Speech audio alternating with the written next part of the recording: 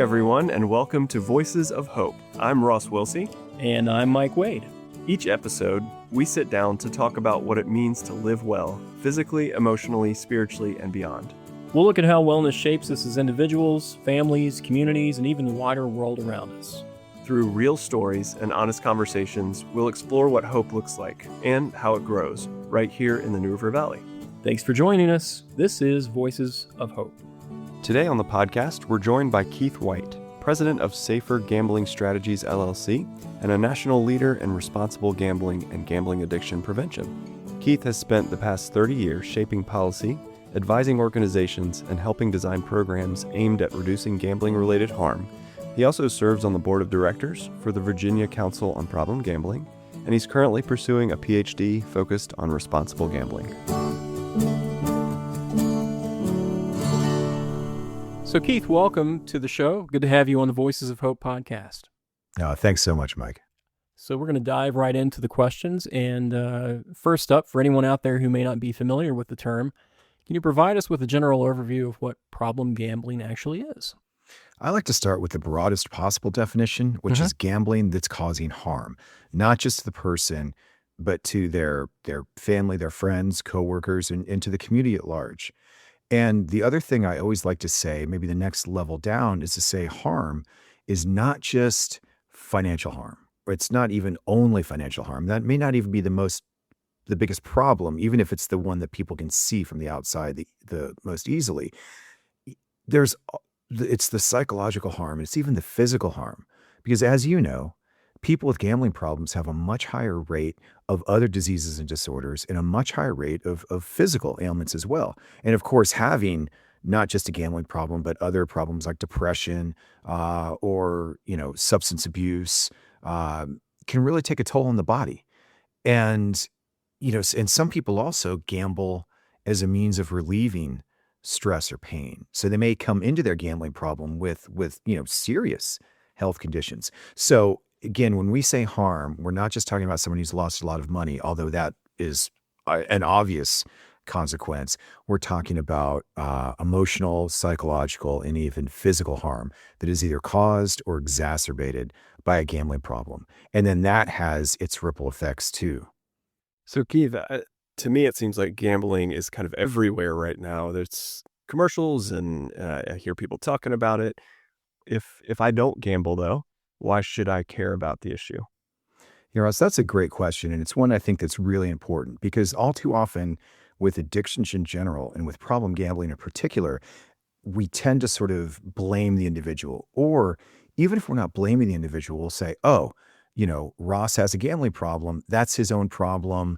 Why doesn't he just stop gambling? Or why doesn't he get better at math? Or, even if he can't do any of those things, it's just his problem. And I think it is true that it's primarily your problem, but these ripple effects that we're talking about in terms of harm can really affect everybody else. And it reminds me a lot, I'm a little bit older than y'all, but I remember growing up and thinking, there were smoking sections on airplanes because, the smoke somehow was confined back to the last 10 rows or something. Or, I attended bar in Farmville, when I went to college in Hampton, Sydney.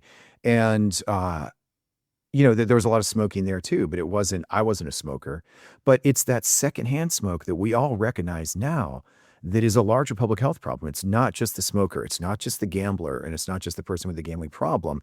It really does affect a lot of people. There's a common statistic, which is, I don't think people should take as fact, but as just illustrative, that each person with a gambling problem affects between 15 to 20 others.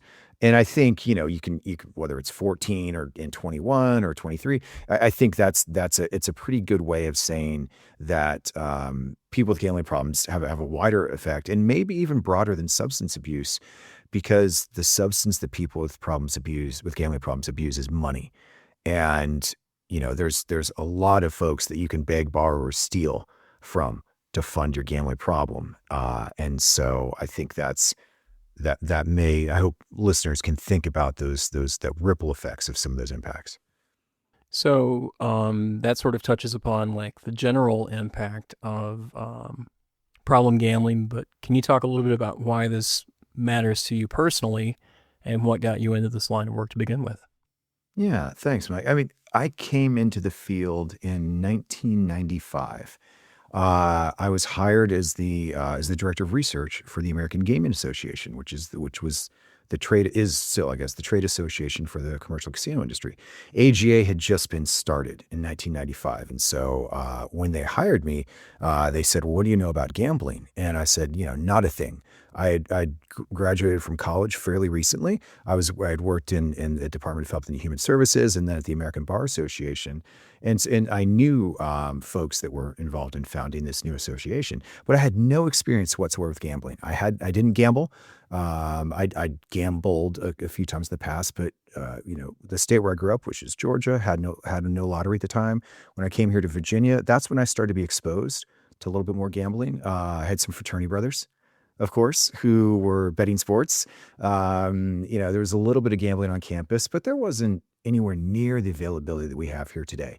So back in the 90s, it was a little bit of a different time. But what I saw as director of research at the AGA was that while gambling and crime, I mean, sorry, while economics and crime were sort of the big issues in the debate then, if you build a casino in Martinsburg, will there be, more crime, more organized crime? The issue that wasn't being talked about as much, but that was started to gain currency in the mid 90s was problem gambling. And so the more I started to work with groups like the National Council on Problem Gambling, the more it became clear to me that this was one of the biggest policy issues that's going to impact the industry, that's going to impact governments, communities, really everybody. And so the more I worked on problem gambling issues, the more I started to get engaged with this community. And then when the chance came in 1998 to become executive director of National Council on Problem Gambling, I jumped at it, and 27 years later, it was a fantastic career. But so long story short, I got into gambling a long time ago. There's a number of things that have stayed the same. There's a number of things that have changed dramatically. And in this era we're in, I think there's a lot more risk for gambling problems. There's a lot more need for good gambling policy than there ever was. Keith, how much does media play a role in kind of the rise or the fall of the popularity of gambling? Well, I think the role of media is enormously important, and it's something that I'm lucky. I've got a long arc in this field. In the early days of the National Council, when I was there, and I should be clear, the National Council was founded in 1972, but in my early days in the National Council, starting from 1998, we struggled to get any media coverage for gambling addiction issues. It was that we were desperate for ways to sort of raise public awareness of this issue. 30 years later, there's now saturation coverage. And when you start to break that down, I think there's a lot more awareness about gambling addiction as an issue. We still haven't seen enormous shifts in sympathy or understanding. So I think that's a big challenge, translating awareness into support for treatment, support for recovery. But then alongside of that is this role of media now that is almost a partner with the gambling industry. The gambling industry, state lotteries, tribes, commercial casinos, sports books, blah, blah, blah, you name it. They spend a lot of money advertising, and there are many media publications that now have content deals with gambling providers, so that you don't even have to go off that screen or off the app to find odds embedded right there in your media. Some media, in fact, a lot of media, will take ads from, let's say, underregulated, unregulated, or just flat out illegal casinos. We still see mentions of offshore cryptocurrency casinos pop up all the time in the media. And I think, and just to land on that point a little bit, Ross, the media, I think, have an enormous responsibility. One, if they're going to promote gambling and odds, they should always post the helpline number alongside it. If you print, or if if it's on screen, if the odds are on screen, the helpline should be on screen. And the second thing is they need to do a much, much, much better job of policing themselves is not the right term, but not taking advertising money from known illegal, unregulated offshore actors here in Virginia. It's pretty clear what's legal and regulated, what gambling is legal and regulated here in Virginia, what is not. And no paper, no website that serves us here in Virginia should be promoting gambling that's not regulated here in the Commonwealth. Right. So I think they've got a big role to play. Sure. So, Keith, what other forms of gambling or gaming should we be concerned about these days? I think there's two on the horizon. I think the one to focus on the most right now are what are being called prediction markets, and this is a hybrid of futures and options trades and sports betting, essentially. But there's also a lot of what they call it's also maybe meme stocks and retail trading. And this is all powered again by new technology. So just to step back 1 second, prediction markets are a way of placing basically a futures or options trade on an event that's going to happen. There's legitimate uses for them in for example the political world. Who will be the candidate for president in 2028? Who's going to win the governor's election? That sort of thing. There's obviously a lot of use in the traditional financial markets for things like hedging against the price of wheat going up or down next month.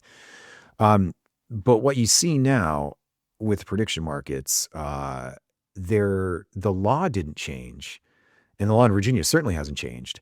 But what prediction market proponents are arguing is that a law that was passed almost 15 years ago that allows for certain types of commodities and options trading, either deliberately or inadvertently legalize nationwide prediction markets on sporting events. And so what you're seeing now over the past few months and even in this week, you're seeing these prediction market companies raise billions of dollars in capital, offer their products in all 50 states for people 18 and above, and they are ever more closely mimicking the experience of a sports book. So it started out, you could predict who would win the NFL season. And that is more akin to a traditional options trade, right? There's a long time horizon. You're not really actively trading that. And then it became who was going to predict which team will win, on Monday Night Football. And then who's going to predict the halftime score. And then who's going to predict, whether or not, the quarterback is going to throw an interception on this particular play. And so, so you're seeing the majority of the volume on these sites, and somewhere way over 95% of the trading volume on the popular prediction markets right now is on sporting events. There are odds on who's going to win the Oscars. You can make bets on things Donald Trump will say. You can make bets on who's going to wear, a suit or not. There's all sorts of very, very odd propositions out there, but the vast majority of the money is in sports. And that's one of the things when we talk about forms of gambling, I think the new forms of gambling that people need to be concerned about. The thing that concerns me the most about prediction markets is that the only reason they're legal is because they claim they are not gambling. And many users may then think they're not gambling, they're investing. And most people I know don't have self-exclusion programs for their investing, because you're used to thinking about mutual funds and buy and hold. And, now you have people trading 3 or 4 contracts, a minute. Right. And that's not investing. Right. Yeah. So I think the shorter the time horizon is between your bet or your investment and the outcome of that, the more akin it is to gambling. And when you're making investments or predictions on the outcome of a particular play, that's flat out straight ahead gambling. Mm-hmm. And so there's all that risk, but there's far fewer protections around those sites, and around people who are predicting or trading or investing. So I think so. Sorry, it's a longer answer. It's an issue really of the moment. But I think by the time this podcast airs, we are going to be neck deep in these issues, and I think we're going to start to see some of the early casualties. This reminds me a lot of the day trading market when day trading first came out, almost now 20, 30 years ago. And there was a huge spike in calls to the National Problem Gambling Helpline then from people who got caught up because psychologically, if you're trading hundreds of options an hour, you get the same high, that same excitement. You can chase your losses. Psychologically, it's identical to gambling. There may be legal and technical distinctions, but it's sort of, it's not just it when you see it, but you know it when you see it.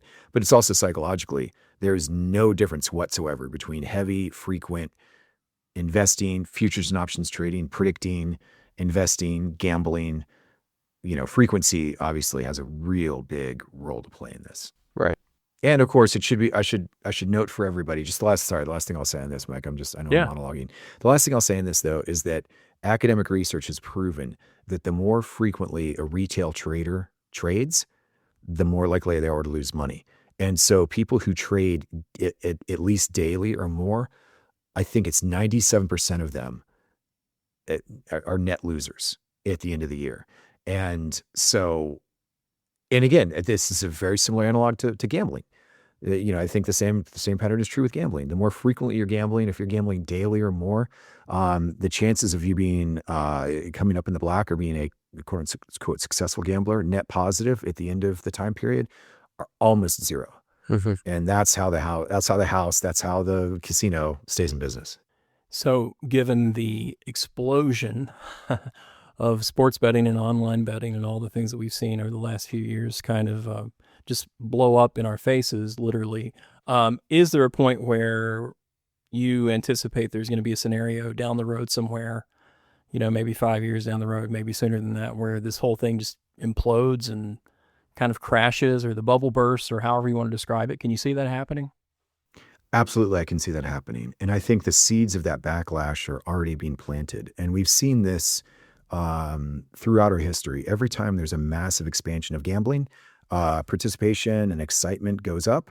Then it at some point plateaus, and then it generally comes back down. We saw this during the poker boom. When Rounders came out and Chris Moneymaker won the World Series of Poker, that launched a whole generation of experimentation and participation in poker and online poker.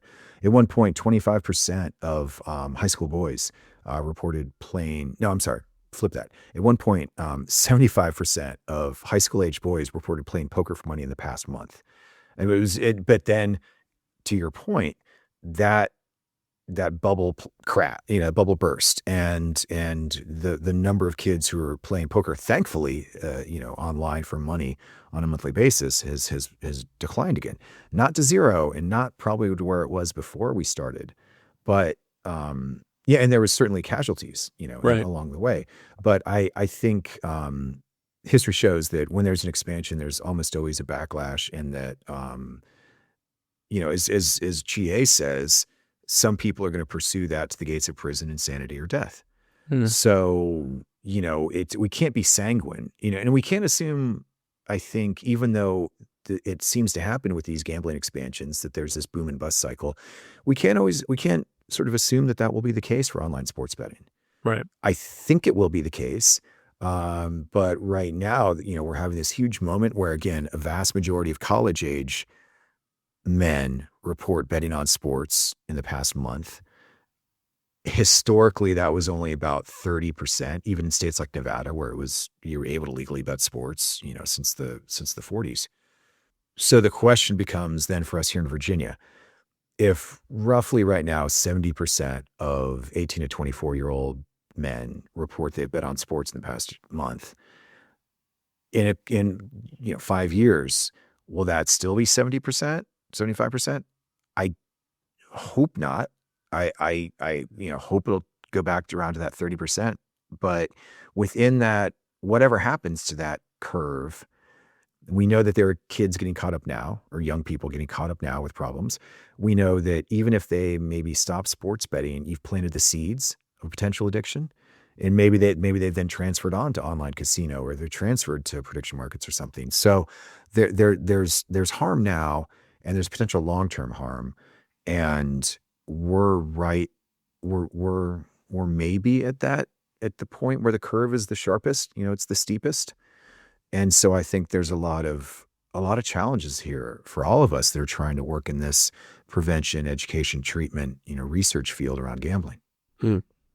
Well, we've touched on kids in high school, college age people, sports fans. Are any of those groups or other groups more susceptible than others to problem gambling? Absolutely, Ross. And it's a good question, because not all risk is created equal. And so I think if we went to a senior living center and talk to people about their gambling, we would find probably a fairly high level of participation, but a very low level of risk. So age is a huge factor when you're looking at what groups are at higher risk. Gender is obviously a factor, and here's a hint: it's the male gender that tends to take more risks, and especially around sports betting. But there's also other factors, and so we know that, for example, military service. Here in the Commonwealth, we have a high rate of active duty and retired military personnel.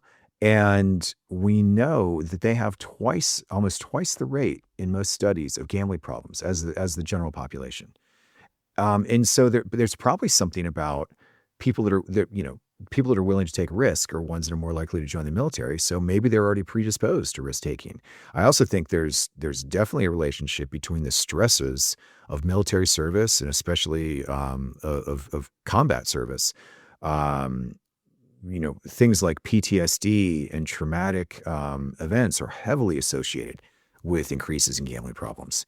And then, you have some of the other correlates. There's a higher rate of substance use and abuse, for example, among both military personnel and active duty and veterans. And and substance use and abuse is heavily associated with gambling problems. So yes, but generally, when you look at things like gender, you look at things like age. Risk skews younger, risk skews male, risk skews heavier in risk-taking populations. College is, of course, a time of risk-taking, and we've already talked about that a little bit. But I think it's just really, really important to focus on these young emerging adults and to try and help reach them with messages that are probably different than you need for other populations. Mhm. I think there's a lot of cynicism or skepticism, if you will, among college age, men. And I'm not sure that our current messaging is really reaching them in a way that's going to be effective. The other thing I'll say too, and this harkens back to your point, Ross, on media, is that my suspicion is most young people, and especially most young boys these days, the majority of their messages about gambling, they're receiving from paid or unpaid influencers Hmm. for the gambling industry. Wow. So they're hearing from Dave Portnoy, they're hearing from Kevin Hart, they're hearing from James Harden, they're hearing from all their celebrities and stars, people they look up to, and they may only occasionally, they're probably not tuning into our podcast. Yeah. Unfortunately, sorry, no disrespect, to Mike Come and Ross, on. but Come on. yeah, we don't have any of the horsepower, the star, the glamour. We don't, we're not, and so I think we have to counter program against hundreds of messages they may be receiving daily on their social media about how wonderful and good gambling is, and they're getting maybe one a month. Right. I'd probably not on their social media. It's probably a billboard somewhere. I'm not saying that that's bad. And, I'm just saying that I think when we look at who's talking to these kids and how they're talking to them, we've got a lot of structural disadvantages. So that kind of spills over into the next question. I mean, with all the resources, all the money, all the celebrities that get thrown at us to promote gambling, how do local communities, combat that onslaught, that constant stream of advertising and promotion? How do we offset that? Well, y'all are the spearhead. And, that's why I'm excited to be part of this podcast, because you're right, it's community-based.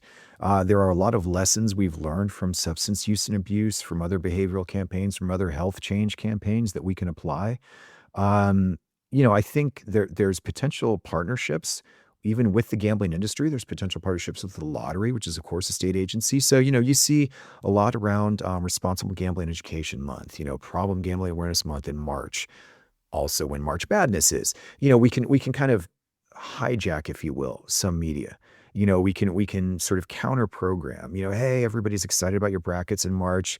Also, take a time to think about the folks for whom the bracket, they lost their house to this bracket. Things like that. I think, but it starts with community-based education, and it starts with, I think, also kind of a whole population approach.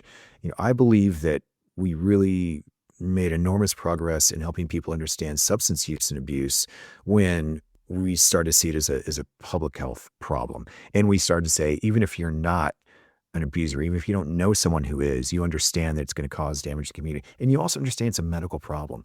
Like I said, I think there's a lot of awareness that there's a lot of awareness now. I mean, gambling's in everybody's faces through the advertising. There's still not a lot of understanding of gambling addiction as a medical, issue, as a disorder. I think most people, if they think about people with gambling problems at all, think they're greedy and guilty and not religious enough or not good at math enough. And so, but I think we can make that change. They made that change with substance abuse. We were able to really educate people around opioids, that you're not a bad person, you just got hooked on something, and that treatment works. That and I think that's one of the ways that gambling is different, because there's no substance.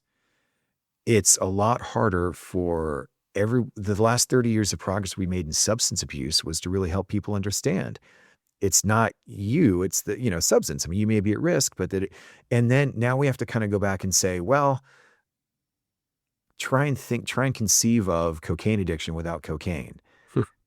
And that's what gambling addiction is like. But most people stop right there. They don't, they say, well, what is the substance? So there's a lot, I think it starts with communities. There's a lot we can do to build on the lessons with substance abuse, but gambling is really one of the first mainstream behavioral disorders that we have to now evolve our messaging and evolve our education.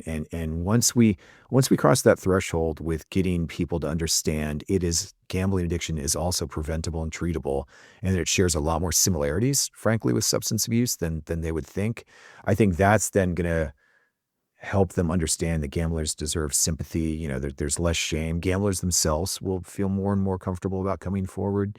There's kind of that chain reaction, and hopefully there's a tipping point here somewhere with these destigmatizing campaigns. And I think we're doing great stuff here in Virginia. We've got more resources than ever before in the last 4 years. And, we don't have to, we're starting from a pretty low place, but we also don't have to make some of the mistakes that folks made in the last couple decades. We can learn from the other states because we're starting our program. I don't love that we're starting kind of almost last, but a new program does give opportunities to learn from the other states. Well, Mike and I, being in the prevention world, we love to get ahead of these things, but that's unfortunately not always the case. There's going to be people who are problem gamblers, and for those people, what options do they have for treatment? How can they get better? The good news is that there's always hope and help available, and that most people who do seek treatment or able to engage with Gamblers Anonymous or self-help groups for a long period of time will either greatly reduce or will be able to abstain from gambling. So I think that's one of the most important messages, full stop, is that there's hope and help available. If you engage, you're very likely to be successful. Over time. It's not an instant fix, and it's not easy. I mean, I think sometimes the people that talk about treatment and recovery are those that have been in long-term treatment and recovery. And I think we need to make sure we tell people, yeah, it's hard, and that especially gambling addiction is hard to recover from because you're going to be bombarded so much with ads. You can't choose to go without money. It's pretty easy in life to choose to go without alcohol or to go without smoking or to go without cigarettes. It's very hard in this life to choose to go without money. And that's the substance that people with gambling problems abuse in a way. And so I think recovery from gambling addiction has a lot of similarities with substance abuse, but a lot of nuances too. And so, so we know treatment works.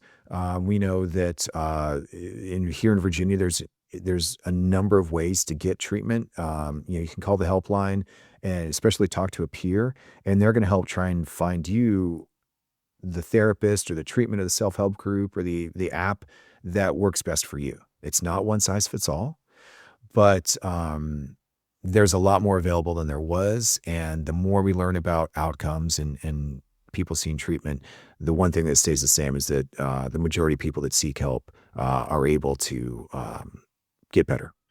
So if I have a loved one or a good friend who I think may have an issue with gambling, what's the best way to bring this up to them?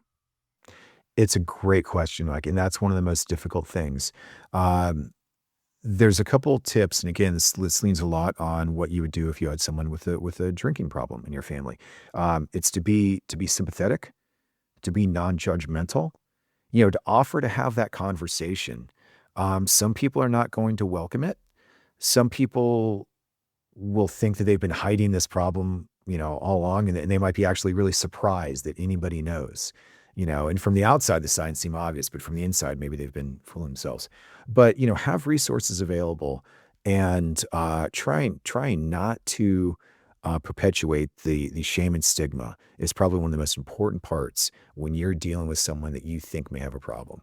There's a lot of professional resources available through, for example, the Virginia Council on Problem Gambling, on how to talk to a loved one or how to start to engage in that conversation.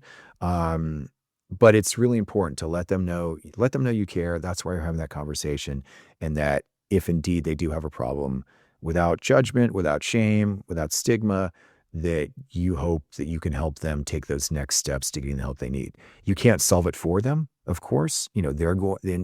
Ultimately, the individual with the problem is going to need to take the responsibility. But once they start seeking help, there's a whole variety of resources and peers and other people in recovery and support groups, treatment professionals, psychologists, counselors, that can help them take those steps they need to make that character change and really address, in some cases, the root of their problem, which might not be gambling at all. As I said, they may be gambling, and they may use gambling to medicate from a poor marriage or job loss or poor health. So, figuring out what the primary problem is a big part of that therapeutic journey. But, thousands of people here in Virginia, millions of people nationwide have made that journey successfully. And it all starts with that first step. Letting your loved one know that you care and that there's resources available, and then helping them get to that resource. Because the first time they engage with the helpline or with a peer, with self-help group, everything is possible from there. Yeah.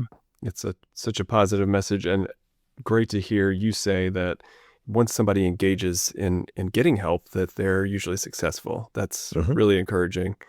Well, getting close to wrapping up, but I want to ask if there are any positive aspects to the current state of gambling and gaming. Like, do you see anything good there to speak about? I think that's the best question, Ross, because yes, I do. I believe that the expansion of gambling in Virginia and nationwide has created so much more awareness of gambling as an issue, and it's giving us more tools and more opportunity to then help the entire public understand also that problem gambling is a preventable and treatable disorder. And because most Americans, and the research that was conducted for the National Council and others through the National Survey of Gambling Experience and Gambling Attitudes shows this. Since 2018, the National Council has been measuring public opinion. They find that while the majority of people are aware of gambling now, only a small minority of people actually understand problem gambling as a preventable, treatable disorder. But the moment we have now, this huge expansion of gambling, the fact that there's ads in every single sporting event, it's all over our media, is maybe now for the first time sinking into people that, wow, even though in Virginia we saw ourselves as the genteel gambling state, that's long past. So now, what do we think about people with addiction, and how should we,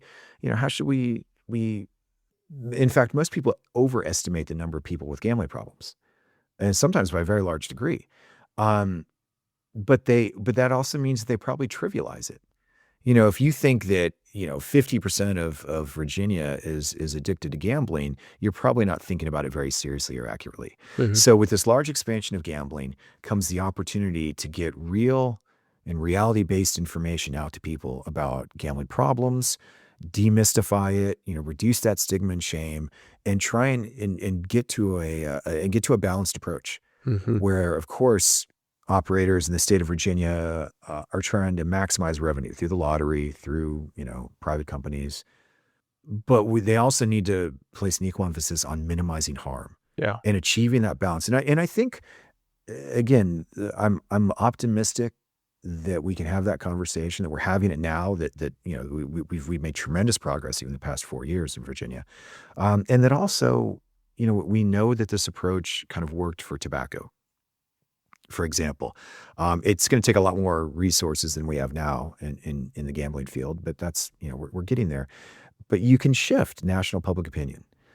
And so that's what gives me hope about this expansion, that it's an unintended byproduct, if you will. I'm not saying that the expansion's good. I want to be very clear about that.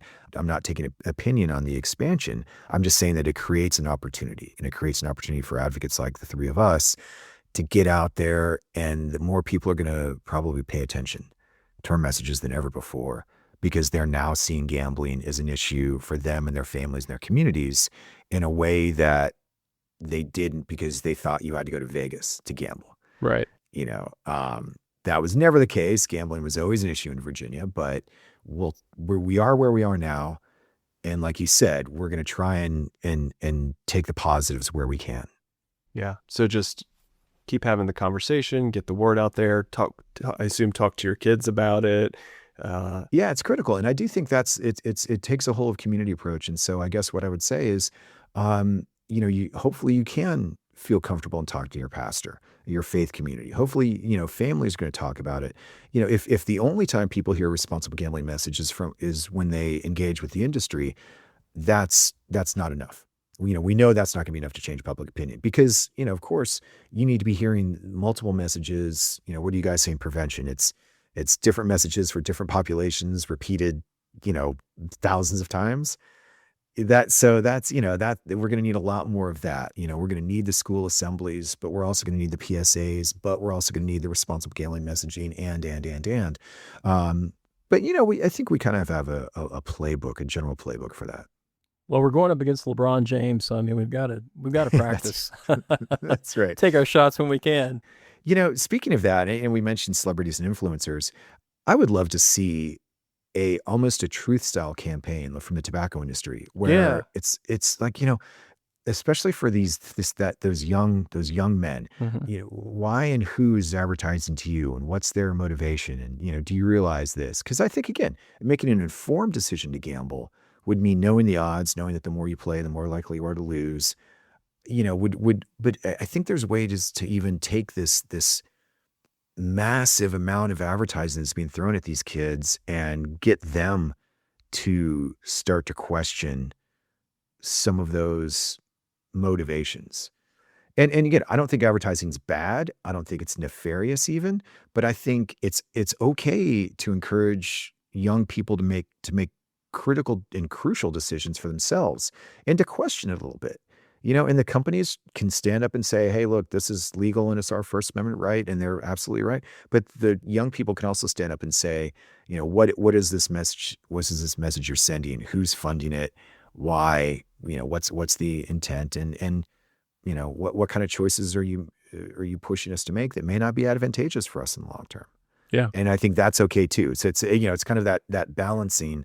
And I think there's a lot of opportunity to kind of almost flip the billions of dollars in advertising on its head. Mm-hmm. So we'll see what's happening, but it's exciting. There's a lot of neat, there's potential. Yeah, no, I love it. Nice to kind of wrap up the conversation on a positive note. Before we let you go, Keith, any final words of wisdom to share with our listeners? I'm just grateful for the chance to be on your pod, because I do think it's the way a lot of younger people get their news and information now. And I'm not a digital native. I don't enjoy podcasts. Nothing against y'all. I just, that's not my preferred way to consume media. But for this next generation, it really is. And so again, you're using this technology to our advantage. And I think that's tremendous. And so that's the positive message. There's more and more podcasts like this out there. There's more and more opportunity to use social media and some of this new technology to reach folks that we've had a hard time reaching through traditional means. Well, your insight, expertise, and knowledge is just so valuable to this conversation. So we're honored that you took the time to be with us today and to talk a little bit more about this issue. Absolutely. I'm glad to be a friend of the pod, and there's a lot we can learn from preventionists. There's a lot we can learn from folks that are doing it on the ground, and that's exactly where and we're meeting in the middle. And I think that's when you really get great change and get great action. Well, great to talk with you, Keith. Thank you so much. It's such a pleasure. Thanks, Ross. Thanks, Mike. Take care. Thanks for listening to Voices of Hope. If you enjoyed today's conversation, we'd love for you to rate and review the podcast and help us spread the word. Voices of Hope is a production of New River Valley Community Services. To learn more or listen to past episodes, visit nrvcs.org/podcast. And remember, hope grows when we share it. So keep the conversation going, and we'll talk to you next time on Voices of Hope.